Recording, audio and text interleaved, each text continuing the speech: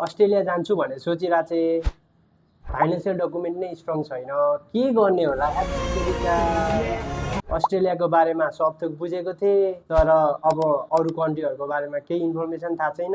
कुन कन्ट्री जाने होला, कस्तो, अब त्यसको लागि कुन कन्सल्टेन्सी गएर बुझ्ने होला, वाक्क लागिसक्यो मलाई। त्यसको लागि तपाईहरु टिएमए कन्सल्टेन्सी भिजिट गर्नु होला। यस, हजुरले अस्ट्रेलियालाई मात्र डेस्टिनेसन नराख्नु होला, किनकि अहिले अस्ट्रेलियाले नेपाललाई लेभल 3 मा राखेकोले गर्दाखेरि फाइनेन्सियल पार्ट एकदमै स्ट्रङ चाहिने भएकोले गर्दाखेरि तपाईले अहिले अरू अप्सन पनि गर्न सक्नुहुन्छ, जस्तै कि तपाईको युके, क्यानाडा, युएसए, अनि तपाईको न्युजिल्यान्ड, नत्र त्योदेखि बाहेक युरोप गर्न चाहनुहुन्छ भने फिनल्यान्ड, स्विडेन, तपाईको नर्वे, जर्मन, माल्टा, फ्रान्सहरू पनि अप्सनमा छ।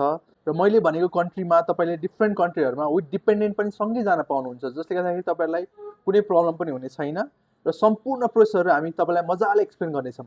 जसले गर्दाखेरि तपाईँ अब जेन्युन रूपमा पढ्नै जान चाहनुहुन्छ भने हामीसँग स्कलरसिप प्रोग्रामहरू पनि छ, जुनमा चाहिँ अप टु 100% स्कलरसिपहरू पनि प्रोभाइड गर्छ। यो सम्पूर्ण प्रोसेसहरू बुझ्नको लागि चाहिँ एकचोटि हाम्रो टिएमएमा भिजिट गर्नु होला।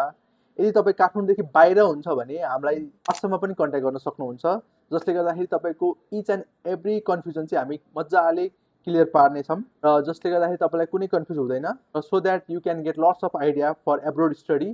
So hope to see you soon in our office.